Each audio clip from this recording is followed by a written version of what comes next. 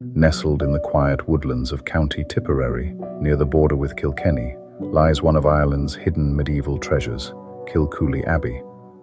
Though often overlooked by visitors, this atmospheric ruin tells a rich story of faith, power, and decline across nearly 900 years of Irish history. The abbey was founded in 1182 by Donal O'Brien, King of Thomond, and granted to the Cistercian monks from Jerpoint Abbey.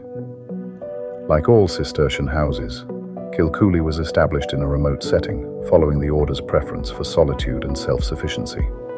Here in the fertile valley, the monks prayed, worked the land, and maintained a disciplined rhythm of life centered on devotion and manual labor. Much of what we see today dates from the 13th to 15th centuries. The great church, stretching over 55 meters in length, stands roofless but still impressive. Its nave, choir, and transepts hint at the grandeur once experienced here during solemn Cistercian chants. Look closely at the stonework, and you'll find one of Kilcooly's most fascinating features, the fine late Gothic carvings.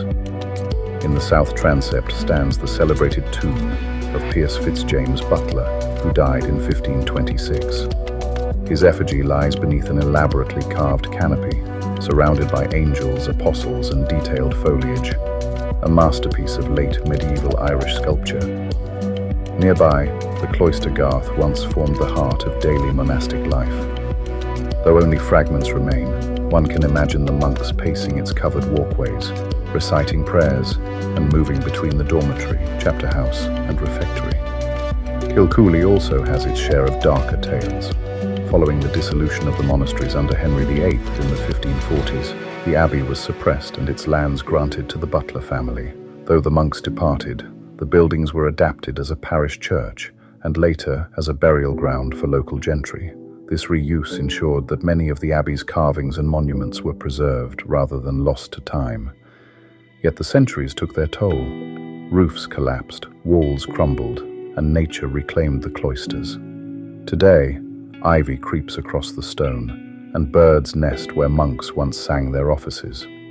Still, Kilcooly Abbey retains a haunting beauty. It is not just a ruin, but a living link to Ireland's medieval past, a place where artistry, faith, and history converge. Visitors who wander through its silent spaces can almost hear the echoes of chanting monks, the toll of a bell, and the quiet footsteps of centuries long gone.